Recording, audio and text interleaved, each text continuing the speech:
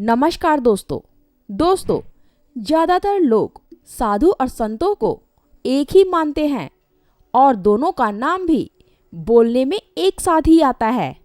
जैसे साधु संत मतलब दोनों को एक साथ ही बोलते हैं और इस तरह से दोनों के अर्थ में भी ज़्यादातर लोग फर्क नहीं कर पाते हैं। और हाँ, एक बात और है, जैसे ही हम साधु संतों के बारे में बातें करते हैं तो लोगों का ध्यान तुरंत आजकल के उन साधु संतों की ओर चला जाता है जिनकी हाल फिलहाल में न्यूज़ और सोशल मीडिया पर काफ़ी किरकिरी हुई है।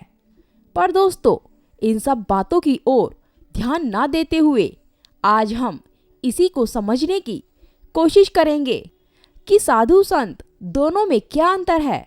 दोस्तों, आगे बढ़ने से पहले एक रिक्वेस्ट है कि वीडियो को लाइक कर दीजिए और अगर चैनल को सब्सक्राइब नहीं किया है तो प्लीज़ चैनल को सब्सक्राइब कर लेना।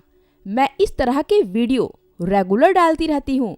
दोस्तों, साधु और संतों दोनों का ही भारतीय संस्कृति में बहुत ही बड़ा योगदान रहा है और भारत को तो वैसे भी साधु और संतों की भूमि कहा जाता है।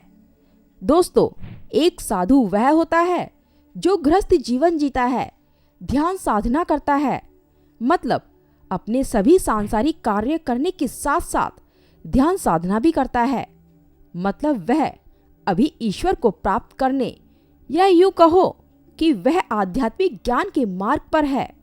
जबकि एक संत सांसारिक चीज़ों से बहुत दूर होता है और उसका हृदय इतना पवित्र हो जाता है कि जब हम उसके संपर्क में आते हैं तो हमारा हृदय भी पवित्र हो जाता है और एक अलग से सुकून की प्राप्ति होती है। वह ईश्वर को प्राप्त कर चुका होता है और उसमें किसी सांसारिक वस्तु को पाने की इच्छा और लोभ नहीं होता है।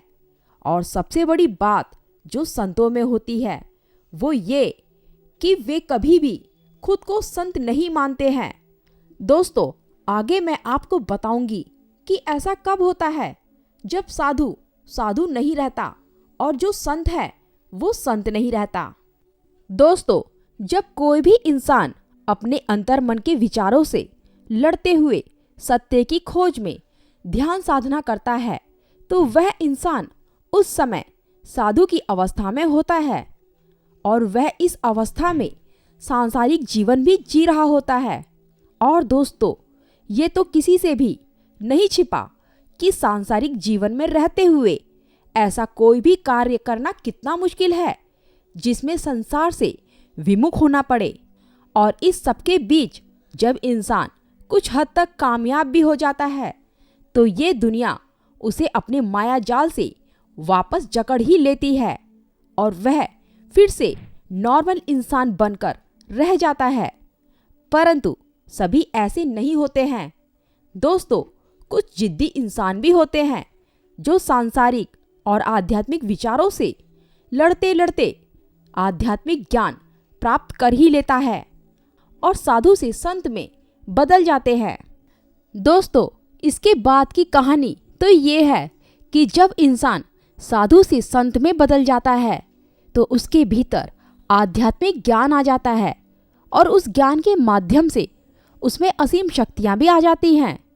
तब कई साधकों के मन में ये बात आ जाती है कि ये शक्तियाँ उसके पास बहुत ही कठिन परिश्रम और अभ्यास से आई हैं, उसे इनका प्रयोग जरूर करना चाहिए।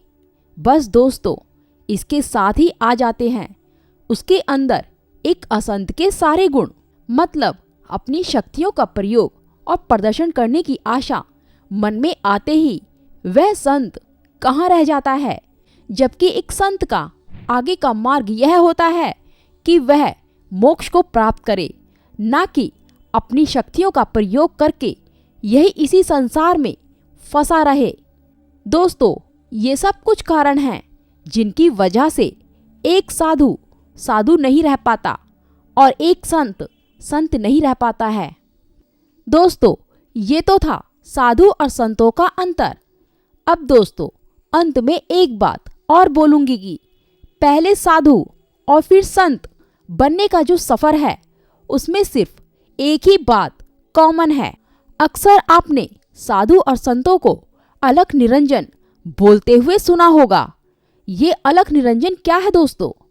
इसमें अलख का मतलब है जिसे देखा ना जा सके और जो सबसे परे है, जो इस ब्रह्मांड की सबसे दिव्य शक्ति है।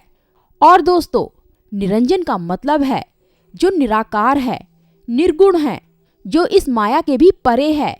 वही है परमात्मा और हम सभी को उसी निरंजन परमात्मा का ध्यान करना चाहिए।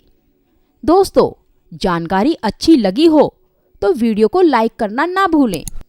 नमस्कार दोस्तों।